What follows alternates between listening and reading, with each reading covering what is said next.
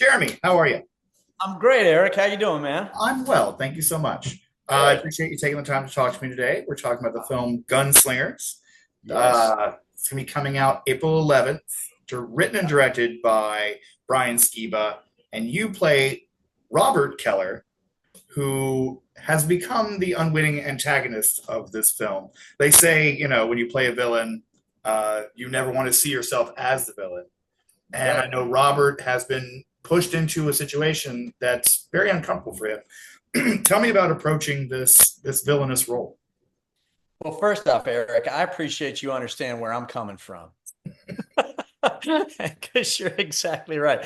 You really can't come out a character, looking and going, "Oh, that's the bad guy," because that's judgment there, and it also, shortchanges the humanity that you're, called upon to deliver. So I actually do appreciate you coming at it from that angle. That's certainly the angle I came at it from. I think this guy is deeply betrayed and abandoned. At the end of the day, those are the two words that came to mind for me, and I think in a really real way. I think when I look at the script, it was delivered to me, and I got to tell you, man, I was reading it very late at night, and I kept looking around for somebody to share this with because it's very rare you come across a piece that, for me anyway, has almost Shakespearean, level stakes associated with it on all fronts, like all the characters, right? And certainly the one I played. These are, deep and important relationships that we explored there: brotherly relationships, love relationships, father-daughter relationships, all kinds of stuff. And I think poor Robert finds himself on just about the outside about every single one of those, and he's a little bit ticked off about it. And he wants to, claim whatever little scrap he can, and that's kind of how I played it. It says in some of the press stuff that he's after a bounty, and I'm like, yes, not really at all what he's after. I think that bounty for him, it would come in the form of, somebody looking him in the eye and going, "Hey, man, I know what you've been doing, and I know what you've been doing for us. I know you're trying all of that." That's what I was pursuing the whole time. I just wanted, God dang, Stephen Dorff to look at me one time and go, "Thanks for taking care of my gosh darn kid." Yeah, that was what was interesting was the layers of abandonment and betrayal. Just when we think we understand where Robert's coming from, we get another layer. We're like, oh man, this guy really has been, put through the thresher. Yeah. What's really great also about his character is the physical aspect of it. Mm. A lot of times when you're trying to denote who the antagonist is in a visual medium, you'll give them visual clues, little scarifications. So tell me Yeah. about Robert's disfigurement and what the makeup process was like for that. Yeah, thank you. Yeah. Well, first off, props to the people who did it. Tyler and Amanda, who worked on me every day for an hour and a half. Those guys were artists through and through for sure. Just painstaking. We had, I think, 24 scars like pre-made by some brilliant human being and sent to us. And they were like in three parts. So we had to kind of, go through the steps. And by the end, Tyler had taught me kind of through it. I almost could do it myself. Not really. But and then he gifted me. We had one left, and so he gifted it to me. I got it in my drawer over there. But no, it was actually really cool, that transformation. And as an actor, you can kind of feel that, and it disappears over time. You kind of get used to it, but its presence reminds you of that betrayal we're talking about, because it's evidence. It's included in the story, like where that comes from and how it's connected to that brother relationship, what happened there. And essentially, my character's left for dead, and that scar is evidence of that. And there's a really cool scene. One of my favorite scenes and one of my favorite moments in the scene is when I re-encounter Stephen for the first time, and he didn't even know I was alive. And I, was looking at him, and he's kind of studying my face, and I just like pointed at him. I was like, "You did this," and so, yeah, it helped motivate things and remind me constantly throughout the process. Even taking away that eye was really profound. Just narrowing somebody's sight, like literally, like narrowing somebody's vision, taking something like that away from somebody. So there's not a more stark reminder about um, what you're after, what you're trying to get back that you never can, Yeah. you know. Yeah. Yeah, that's cool. So the film takes place in Kentucky in 1907. I saw a lot of it was actually filmed in Kentucky. Tell me about some of the challenges and rewards of doing a period piece.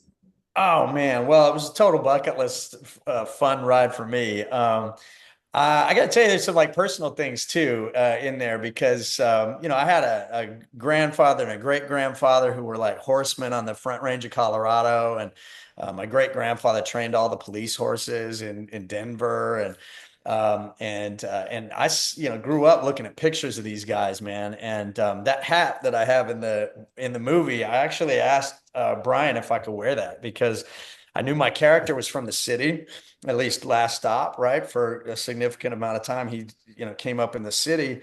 And, that time period was really fascinating to look at. And so I had a lot of amazing conversations with both my parents about their parents and their grandparents and that time period and the politics that were associated with it and the Rockefellers and all of that, the Tammany Hall and all that stuff. Um, and the fact that we had automobiles colliding with horses, literally in some places, right, created just a really neat bridge to stand upon. And then I think the fact that the movie took place in kind of rural Kentucky, but it was sort of like the city was entering it. It was just this really beautiful metaphor to actually embody. Like, I kept thinking about that. I'm like the city coming to ruin the country, basically. And it added a really neat layer of color and conflict and sort of polarity to the story that created. I would say, like, man, you always got to look for the crooked lines in the piece, right? The dynamics and the diagonals. And boy, there was a lot of dynamics and diagonals. Just placing it, like you said, in 1907, characters from the city moving out to the country. Um, Brothers, right, fighting over a human, a little kid, grown-ups, like all kinds of dynamics that created just cross conflicts everywhere. It's Um, cool. yeah, speaking of those conflicts and those diagonals, I think it's really fascinating that there's so much death in this film. There's squibs everywhere. Everyone's exploding and bloody protrusions. Um, Yep. how did you find the humanity of your character amidst all that cacophony? Yeah, man. I mean, I think that's what I do as an actor. To be honest with you, it's funny to me to even hear you talking about because I haven't even seen the whole film yet myself. I've seen a lot of the scenes I'm in because I was doing ADR and stuff like that. But yeah, that stuff is nothing I think of. I only think of the humanity in it, and because that's my task, that's my job, and so. For me, it's all about like my hotel room looked like a serial killer's map. I had like notes and little strings attaching like this Right. scene to that scene and this When's line in this the person stage. go? When's that person go? Yeah, make sense of it all because you have to come up. You can't play a character. I don't think you can play a character like the one that I was handed without really understanding what is moving this guy. Like, where is his, what empty spaces is he trying to fill? What tools does he have available to him?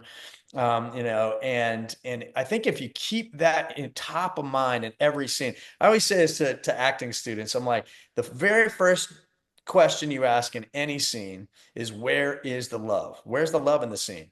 And it's always there. It's always there. It's either a fragment that you're trying to, pull closer to you. It's gone and you're mad about it, or it's present and it's a love scene or something. But there's always love in the scene. And there was so much love in these scenes, actually. I found so many opportunities to dig into that, whether it was with the little girl or the wife or the brother or even my little sidekicks and stuff like so I just always trying to find that love in the scene amidst the chaos and the squibs just to give it that contrast. Nice. I think we have a few seconds left. I just want to ask how often, or if ever, are you recognized as the Tiny Hands Man from the BK commercials? Well, that did go on for a while. That was my first prolific role, I would say, was Tiny Hands for Burger King, man. I had no idea, but I will be honest with you. The role I played on, I was on a show called Lab Rats on Disney XD, and that has far outpaced Tiny Hands. Like that one. I mean, those kids watch that show like not once, but like 450 times. So they come up to you and recite your whole, every scene you ever did. So Tiny Hands is in the shadows compared to Douglas Davenport from Lab Rats. Good. All right. Well, thank you so much for your time. I really appreciate it, and best of luck with the film. Hey, brother, appreciate you.